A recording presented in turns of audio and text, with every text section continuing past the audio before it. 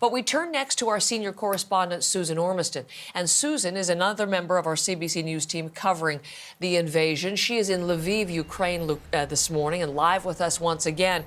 Susan, with you, let's begin with what we know, the situation on the ground and the latest on the fighting this morning. Well, today marks a week since this Russian invasion began. So where are we at? Well, according to the British Defense Ministry, that long column, armed Russian column that was advancing on Kyiv is now pretty much stalled, hasn't moved significantly in 3 days. It's north of the capital. The British Defense Ministry saying there are problems with mechanical breakdowns, with Ukrainian resistance and perhaps congestion. So it's staying put for the moment, according to Britain and American intelligence sources. Also, we did see heavy shelling overnight in the capital city, 2 major explosions there, and as well in Kharkiv, Ukraine's second biggest city, consistent shelling there. And down in the south, the city of Kherson is a bit unclear at the moment. Russians have entered that strategic city along the corridor from Crimea to Russia. But the mayor says the Ukrainian flag is still flying. We're not exactly sure whether the Russians are in control or not. That could become apparent later today. So consistent shelling still. President of Ukraine, Zelensky, said this morning that the Russian plan to swiftly take this country via a land assault has failed, and so they have switched tactics to nighttime shelling, and that is what we're seeing here. Susan, as part of your reporting, you've been bringing us the stories of the resistance. What have you been seeing and hearing from the Ukrainian civilians who are fighting this Russian threat?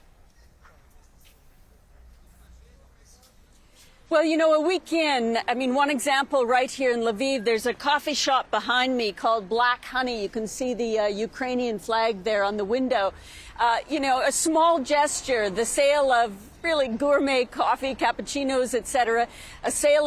Part of the sale of those proceeds are going to the Ukrainian army. We're seeing things like that across the country in a south city of Ukraine where there's a large nuclear facility, the second largest in Europe.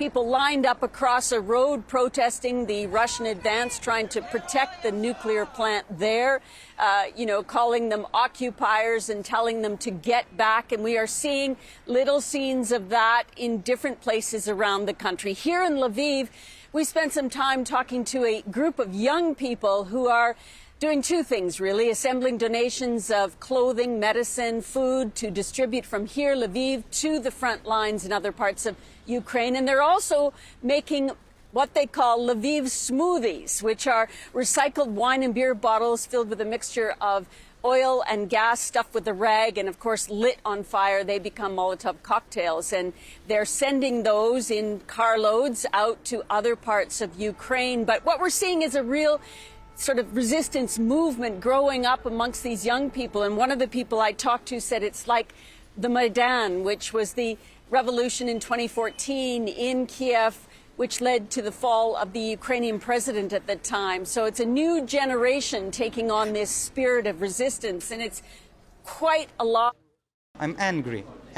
I don't afraid. I'm angry to Russia because we were living nice. After 30 years, finally raised from that Soviet Union, and we want to Europe. We won't be part of Europe Union. So that was Oleg. He's a lawyer, a real estate lawyer here in the city. He's 28 years old, and he's organizing students and young professionals to do this kind of work as volunteers. Susan, thank you very much. Senior correspondent Susan Ormiston from Lviv.